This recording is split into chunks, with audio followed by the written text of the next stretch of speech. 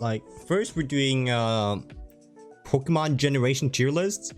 So we're taking all of generations of Pokemon and putting them in a tier list. It's that basic. Gen 8 is the best. Alright, Max, calm down.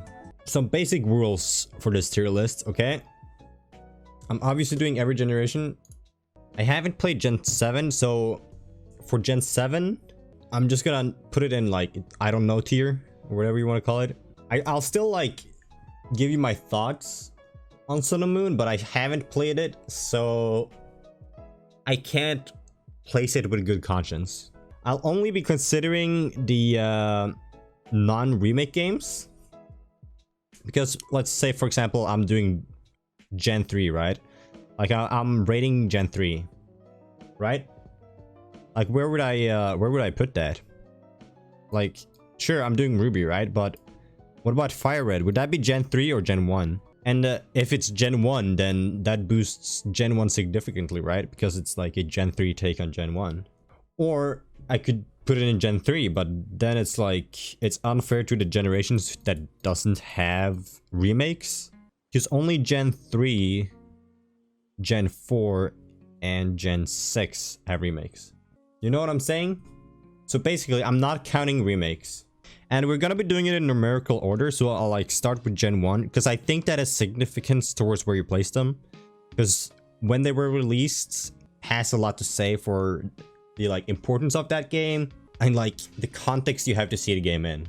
Without further ado, let's just get right into it and rate Generation 1.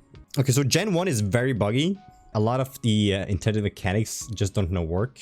The AI doesn't have PP. I think it doesn't have PP. I'm not 100% sure on that one, but I've heard the AI doesn't have PP. The AI is random, even if it's trainers. Well, mostly random. It has a tiny bit of things that make the trainers harder, but mostly it's just random what moves it picks. It's a very important generation though, obviously, because it's the first one, right? It's the first generation, so it's obviously of very high significance because it lays down all the groundwork for all the other games, which obviously gives it bonus points in the context of generations. But some of the Pokemon are pretty lazy. Like they did the whole Magnemite into Magneton thing. It's like, okay, I guess. Then they also do Diglett into the trio. So like some of the Pokemon are very lazy. Like Ekans is just a snake, and it's just snake backwards, you know? And Arbok is just a cobra. So some lazy Pokemon, but even then, a lot of the Pokemon are iconic and cannot be replaced. New Gen Pokemon are lazy too? Yes, some Gen Pokemon are lazy too, but I think Gen 1 has the biggest amount of lazy Pokemon. Like Seal is just a seal with a horn. That's what Seal is. Is there anything else I want to add? The story is very basic, but I'm honestly completely fine with that, considering it's Gen 1. Despite all its flaws, it's still the first one, which means they have nothing to like look at and review to like make it a better product.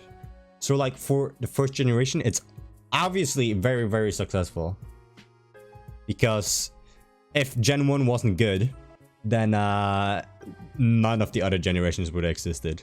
So I think it's gonna have to go in a solid B tier.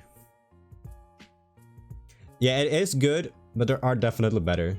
It has a lot of like iconic value, which boosts it. Like if I would rank it purely based on gameplay, I would probably put it in C or E, one of the two. But all of the like stuff about it being the first gen and all that stuff, I'm willing to bump it up to B because of all that.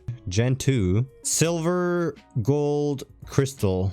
They introduced the whole concept of having a third version that isn't just a Pikachu thing.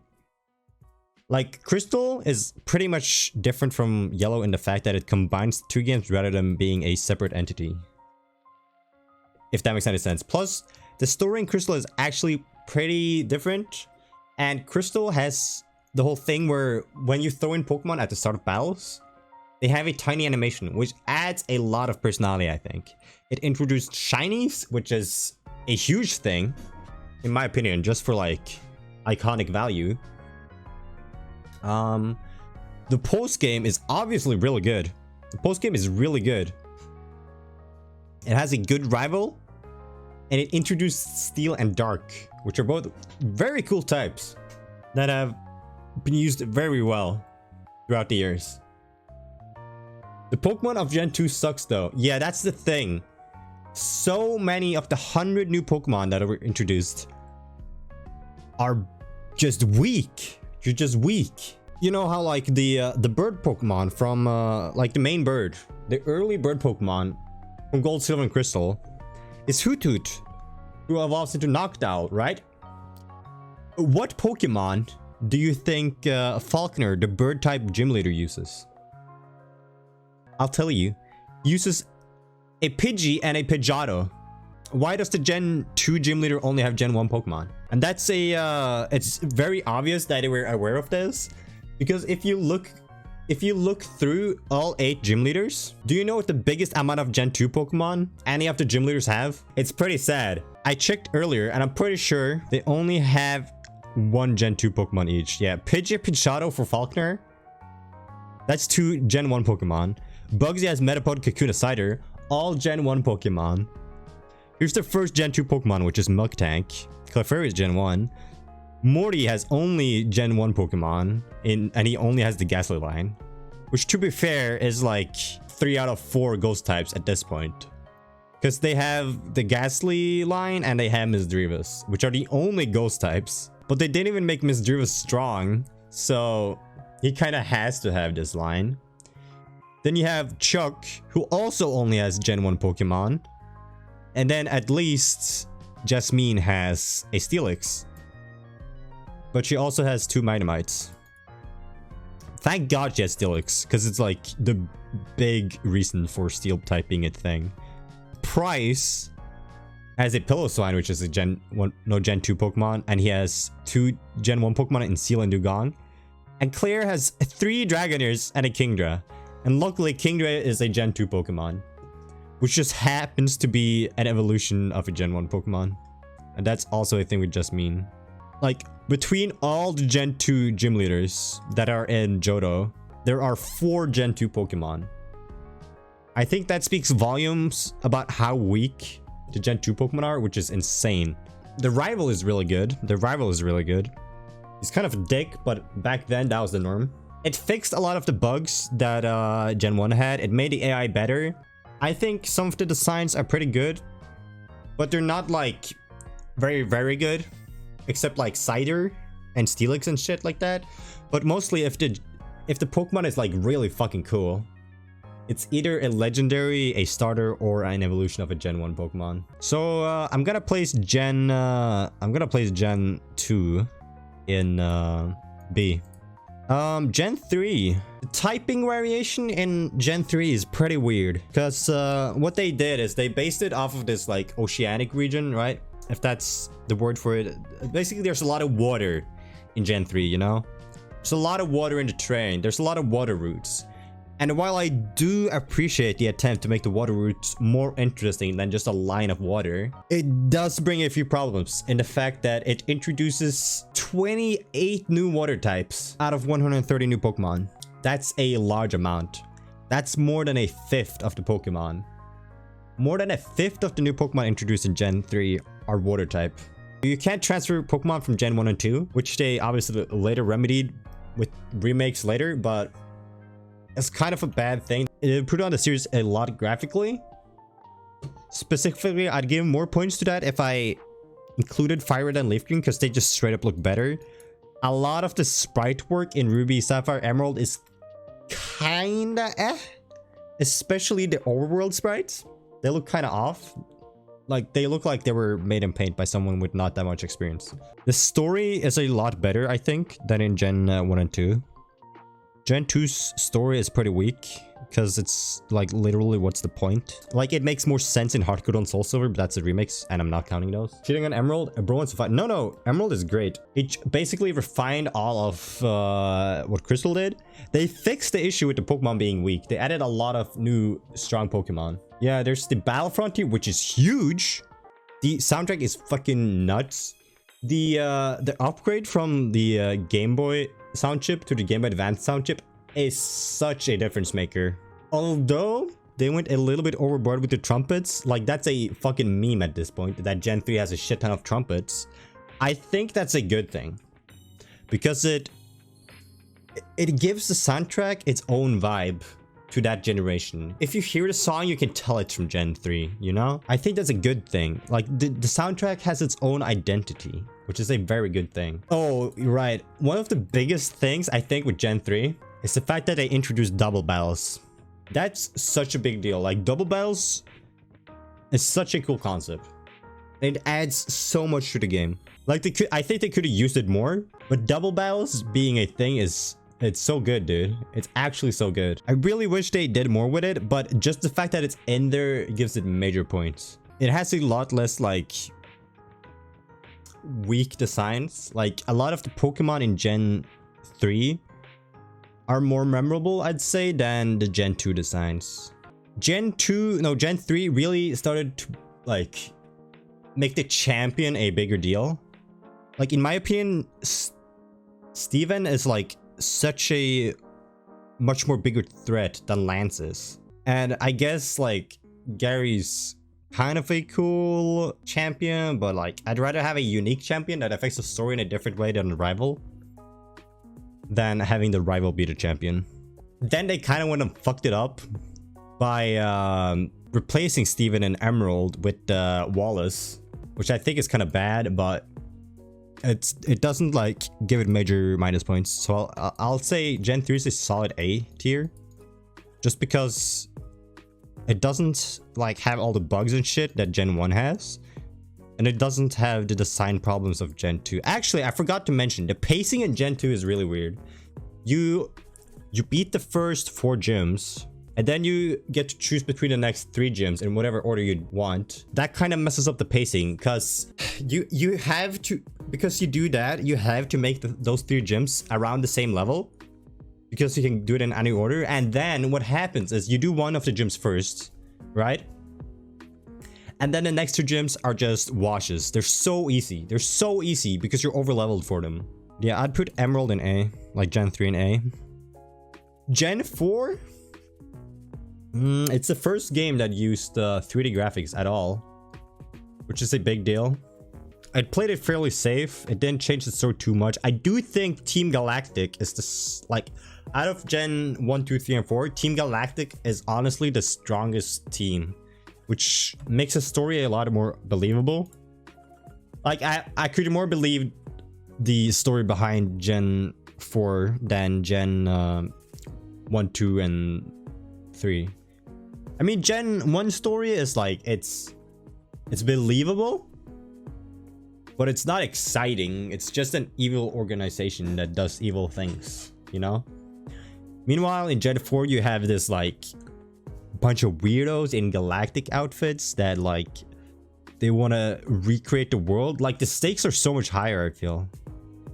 Like, sure, the stakes were pretty high in Ruby and Sapphire, but it didn't really feel believable in Ruby and Sapphire, because it's like, well, why would you want to make the world all sea, and why would you want to make the world all land? Like, I get the premise, but it's not believable. But Gen 4, it's like, oh, well, I could see that being a thing, you know? I could see that being a thing. A lot of the Pokemon are, like, really strong in the design department, I think, in Gen 4. The soundtrack is fucking good. The soundtrack in most Pokemon games are good, but if I say the soundtrack is good, it means it's, like, about average for the Pokemon franchise. But average is still really good in the Pokemon franchise.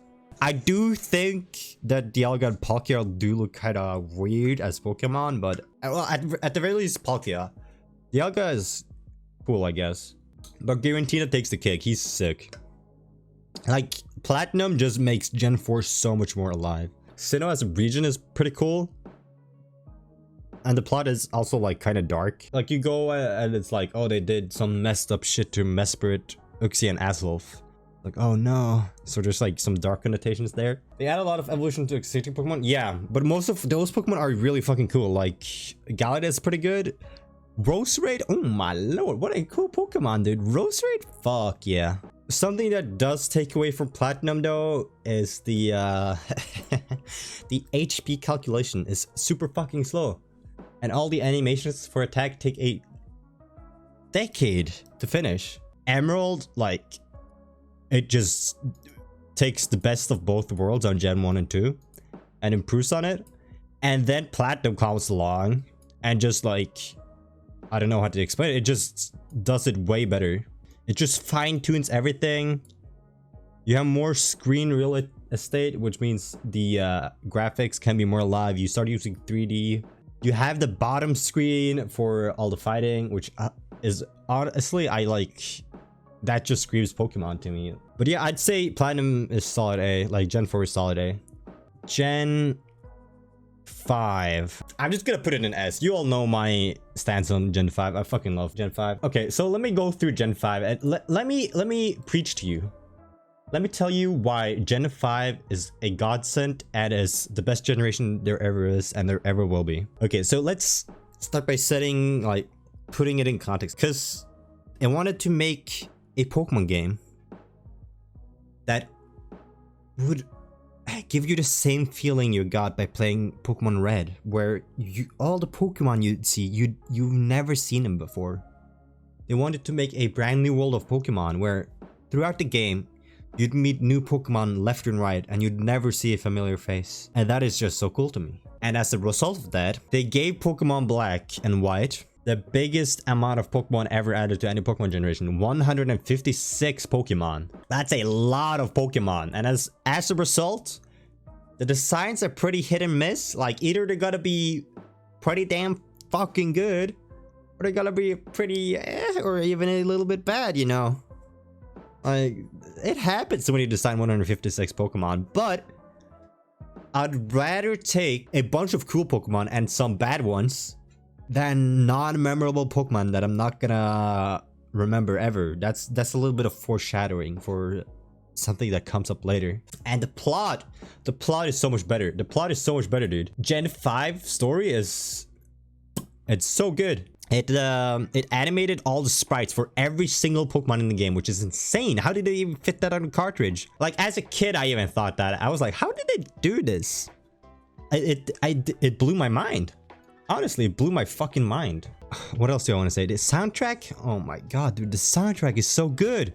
The soundtrack is fucking amazing. The battle themes? Banger, banger, banger, banger. All the city themes? All super chill and funky and fun to listen to. So the S tier game is the one that was trying to recreate Red, so it's S tier but Red isn't. Okay, listen to me, okay? What Gen 5 did is it took Gen 1 and it took the potential of what Gen 1 could be and made it a fucking reality. A lot of the Pokemon are counterparts to Gen 1, which makes it so that even though they're new Pokemon, if you have seen Gen 1, you should be able to make those connections in your head, and they should give you nostalgia vibes even though you haven't seen the Pokemon before, which is insane. That's so smart. Roggenrola is Geodude, Woobat is Zubat, Bouffalant is... Even if you can't meet Gen 1 Pokemon in the main game, you can still meet them in the post-game, which is real nice. Black and White 2, they're like the equivalent to the third installment in Gen 5.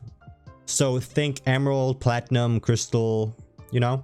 They're the equivalent to that, except they have more substance as a new installment, okay? They add more, they change the story up more than ever before. They give you new routes, they start you off in another place. They give you another town you start off in. How cool is that? They've never done that before in a new installment. That is in the same generation. And as a result of everybody critiquing them for not having earlier generation Pokemon in the main game before the post game, they added that in Black and White too. You can now meet older Pokemon before you complete a game. I will say the story in Black and White 2 is slightly worse than Black and White 1. Mostly because the fact that Ghetsis comes back kind of undermines the whole story of Black and White. The rival is a lot weaker in Black and White 2. Like, Chariot and Bianca are perfect rivals, I think. So yeah, Gen 5, S tier for sure. I will say I'm slightly biased, but this is my tier list, so screw you. Gen 6, man, where do I start? Where do I start? Okay, so you know how Gen 5 got a lot of negative feedback, right? At release. People praise it now, but people did not like it on release. Me personally, I've loved it ever since release.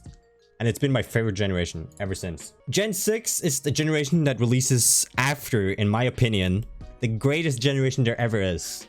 Which means there is a lot of expectations going in. You have very big shoes to fill if you're Gen 6, in my opinion. So what happens? Okay, you go from adding 156 new Pokemon, which is the largest amount ever added in Pokemon history, to adding 72 Pokemon, the least amount of Pokemon added in any generation. And on top of that, most of the designs for the Pokemon are not memorable. The only Pokemon I can tell you that are from Gen 6 that I can remember is like Greninja, Yveltal, Cernius, or whatever the fuck its name is. I don't even know if it's Cernia or Cernius. And Zygarde. And the other starters, which is like Fennekin and Chespin?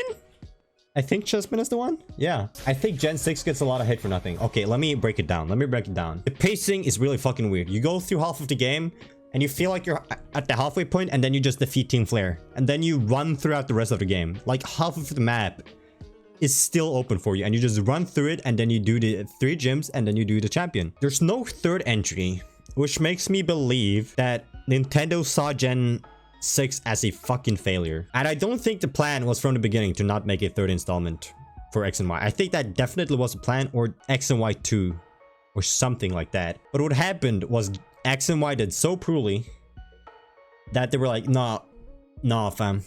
And then they just swept it under the rug. They were like, nah, okay, let's just not. They introduced Mega Evolutions, which is the start of what I consider the absolutely atrocious Gen 1 pandering that has been plaguing Pokemon ever since Gen 6. They made you evolve so many Gen 1 Pokemon into Megas. They give you a Charizard for free in the game, which makes the game not only easier, well, they give you a Charmander, but they make the game easier. And it doesn't take into account that you chose a starter that could be like Grass, Fire, or Water. At the very least, give me a Squirtle if I have a Fennekin or a Bulbasaur. I don't want double fire starters. That's stupid.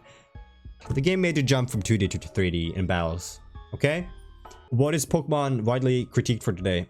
The 3D, the animations. The game had heavy FPS drops if you turned the 3D function on the 3DS off, and it still had noticeable FPS drops if you turn it off. And as a result of all the Pokemon being transferred over to 3D, they all look a lot less expressive than they did in the previous generations. The game is incredibly easy. During my playthrough of Gen 6, I don't think at any point I felt like I had a challenge. I don't feel like at any point I had a challenge at all. And you know how they introduced Mega Evolutions? Yeah, next generation, that shit is out. That shit is not here anymore. Needless to say, I did not enjoy this generation, dude. I did not enjoy it. Gen 6 single-handedly made me skip Gen 7, which is a shame. F tier. I'm sorry, guys. F tier. Gen 5 tried to do a lot of things differently, which I really liked. But it got a lot of backlash, so as a result, Nintendo Game Freak backed off and tried to play it as safe as possible and made the trash that is Gen 6. As I said previously, I have not played Gen 7, so I cannot play it with good conscience. I've heard a lot of good stuff, I've heard a lot of bad stuff. But I will say one thing. I will say that the soundtrack has a lot of really good compositions, but the arrangements do not showcase how good the compositions are. They do not do justice to the compositions. Let me give you an example of what I mean. The Elite Four theme, I think, right? You're not getting DMCA'd for playing Nintendo music, don't worry. Alright, so you have this song, right? Like, that's the main melody. The main melody is quieter than the drums and the bass line. Why is that? And they have all these like soft sounds for all the sounds that you would want to be hard.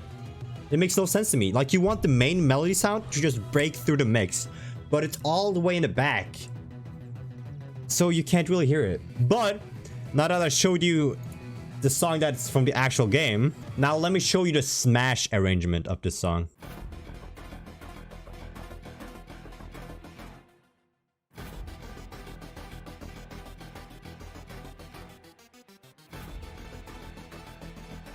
More than 7? Wow, okay. Ooh. Like, this really brings forth the fucking competition, dude. Just listen to this. Ooh. It actually lets the main melody break through the mix. Who would have thought? Ooh, dude. Just listen to, oh my god, this is so much better. So what I'm trying to say is Gen 7's music had so much potential, dude. It has so much potential. But the arrangement kind of butcher it, which makes me so sad. That's the only thing I want to say about Gen 7, dude. Because I cannot place them with a good conscience. I've heard some people really like them. I've heard some people really dislike them. So I cannot place them with a good conscience without placing them myself. So I'll put them in I don't know tier. Okay, pretend Pokemon. Yo, why is Pokemon Dash here? Yo, pretend Pokemon Dash is Gen 7. I mean Gen 8, okay? Pretend Pokemon Dash is Gen 8. Gen 8. Actually, let me pop one real quick. Hold on.